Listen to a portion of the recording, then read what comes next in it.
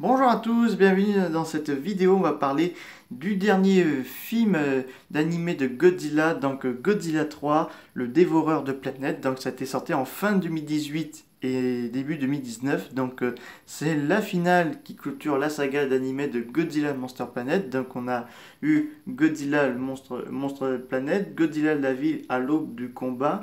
Et enfin, Godzilla, le dévoreur de planètes. Bon, pour faire un petit rappel, dans la post-crédit du 2, Melphis a annoncé qu'une créature qui pourrait détruire l'univers entier et qui s'appelle King Ghidorah, donc il l'appelle Ghidorah, donc le dragon kaiju à trois têtes revient dans cet animé mais un peu différent. Donc là c'est un film que je trouve assez un petit peu gore. Le personnage Melphis a évolué, il devient un être assez effrayant, comme si il veut anéantir tout sur son passage, tandis que Auro, lui, il devient un peu raisonnable, il devient vraiment quelqu'un qui veut vaincre Godzilla, mais pas détruire la Terre et l'univers entier, donc voilà. Et donc, King Ghidorah revient, parce que c'était mentionné qu'il devait faire son apparition dans cette finale, donc bon là, King Ghidorah, on dirait une espèce de manda qui a pas d'aile et tout ça, c'est un peu dommage, parce qu'au départ, Ghidorah devait garder son corps originaire, quoi, avec les ailes et qui aurait eu. Donc voilà, parce que Ghidorah, si vous voulez, dans le film, il vient d'un autre univers qui n'est pas le nôtre, comme celle de Godzilla. Donc il est indestructible, Godzilla peut même pas le toucher et tout ça, jusqu'à que les humains. Jusqu'à Auro arrive briser le sceau de Melphis et que Godzilla arrive à s'en débarrasser. Donc là, on dirait que Ghidorah, il est passé dans une sorte de régime parce que la tête c'est vraiment mince. C'est pas vraiment un King Ghidorah que je m'attendais parce que je m'attendais à un King Ghidorah vraiment balèze. Il faut attendre en 2019 parce que je trouve le de 2019, d'ailleurs beaucoup de fans ils ont dit que King Ghidorah de 2019 il est vraiment plus effrayant, méchant, stylé.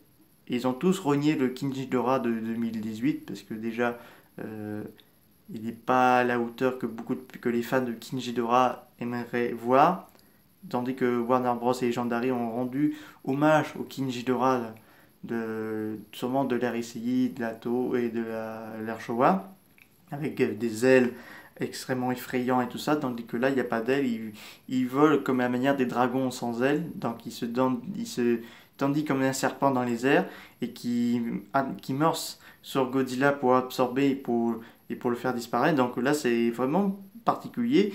La musique est pas mal aussi. J'ai bien apprécié, je trouve. C'est la musique de fin qui m'aura bien plu, donc je trouve ça génial. Mais le seul bémol qu'il y a dans cette finale, que je trouve ça assez bien, c'est qu'on a quand même une pause crédit. Mais mais je sais pas c'est quoi cette post-crédit quoi. On montre seulement des enfants, des OTUA avec des enfants qui font une cérémonie. Je pense qu'ils, je ne sais pas qu'est-ce qu'ils font. Ils font une cérémonie, mais personnellement, ça aurait mérité d'avoir quand même un quatrième. Personnellement, c'est mon avis. Je pense que ça aurait dû avoir un quatrième, ou soit ils auraient peut-être pas dû mettre une post-crédit, mais personnellement, ça aurait peut-être mérité de mettre un petit quatrième. Personnellement, c'est mon avis. Alors donc là, ça clôture cet animé. Alors qu'est-ce que je peux en dire de ces trois premières mangas animés de Godzilla?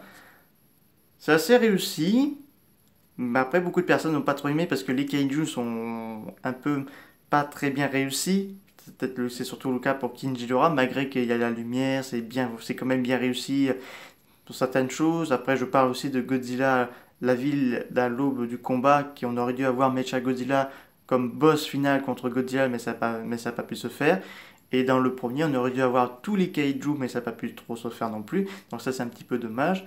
Donc quand même, la série a eu quand même un petit succès sur Netflix, mais ça n'a pas empêché que Netflix et la Toho Animation qui s'arrêtent là, parce qu'il faut savoir que en 2021, en avril, on aura Godzilla Singular Point, donc fait par Toho Animation, Netflix, mais pour les kaiju, ce sera réalisé par le grand maître des effets spéciaux des studios Ghibli, qui a fait Princesse Mononoke et Voyage Shinjiro. Il va s'occuper de Godzilla, Anguirus et tous les kaiju. Donc là, ça a l'air beaucoup plus prometteur. Et je pense que le Godzilla 2021 de Singular Point sera encore plus grand que le Godzilla de 300 mètres. Parce que je pense qu'il va avoir une taille encore plus grande. Et ça promet prometteur. Personnellement, j'ai plus hâte de voir Godzilla Singular Point que d'autres trucs. Et Godzilla vs Kong surtout, j'attends ça de bien faire aussi. Donc quand même, ça montre que quand même les Japonais, ils ont quand même réussi à faire un animé malgré les critiques et tout ça. Mais il y a beaucoup de personnes, ils ont beaucoup aimé ce Godzilla là et tout ça. Et je vous ferai d'ailleurs une vidéo parce que spéciale pour lesquels films que les fans ont demandé qu'ils ne font pas en animé. Parce que ça, c'est intéressant. Parce qu'il y a beaucoup de fans japonais et français qui vous interdisent à certaines productions qu'ils fassent ces films-là en animation, en animé, comme là. Parce qu'il y a certains films, voilà, donc ça ne plaît pas à tout le monde. Donc c'est comme pour les Chevaliers du Zodiaque, donc ça a été fait en animé, mais je trouve mais beaucoup de personnes n'ont pas trop aimé. Donc voilà. Donc personnellement, j'aime bien cette trilogie de ce Godzilla. J'ai regardé encore cette année, et je regarderai sûrement probablement l'année prochaine parce que c'est vraiment génial. J'ai envie de dire que c'est un truc de, c'est quand même un bon début quoi. Moi, je préfère personnellement, je préfère cette trilogie de Godzilla que la colo du Crétacé. J'ai regardé, bon, j'essaie de regarder, mais personnellement, ça me donne pas énormément envie, quoi. Tandis que là, ça me donne franchement envie de voir des beautés, ces images. Donc là, j'avoue quand même, les décors sont, il y a des décors différents. Donc le premier, il y a des décors bleu, vert, là un peu rouge, orange, et doré, un peu de bleu, un peu de vert. Donc ça c'est bien. Il y a quand même beaucoup de couleurs. Et personnellement, j'ai adoré cette trilogie. Dommage que ça sort pas en DVD parce que personnellement, si c'était sorti en DVD chez nous, là j'aurais acheté tout de suite personnellement. Mais vu que Netflix ils sortent jamais des productions à eux en DVD pour pas qu'ils perdent l'argent, donc ils font pas. Donc voilà. Donc c'est un petit peu dommage. En plus, j'aurais bien voulu acheter même le DVD de Godzilla Sirgu 1 point en plus. J'aurais bien voulu s'il sortait en DVD, là je l'achèterais là aussi. Mais bon, c'est Netflix, il veut pas gaspiller de l'argent. Et en plus, de toute façon, Netflix a annoncé qu'ils vont encore continuer à faire tout ce qui a un lien avec Godzilla parce que pour eux, ça rapporte beaucoup d'argent. Et d'ailleurs, ils ont même failli acheter Godzilla vs Kong pour 200 millions de dollars. Donc, ça se voit que la plateforme de streaming n'a pas terminé avec notre cher ami Godzilla parce que je pense qu'ils voudraient peut-être demander à la Toho parce qu'il faut savoir, chez Obox Max, ils ont désormais une grosse partie des films de Godzilla de l'ère Showa et peut-être bientôt de l'ère SCI Millennium. Donc ça, il faudrait que on voit ça, mais Homox Max, c'est pas encore chez nous. Donc le Netflix voudrait demander à la Toho d'avoir tous les films de Godzilla de la Toho, donc c'est-à-dire de 1954 à 2016 et peut-être ceux de Warner Bros et Legendary du Monsterverse.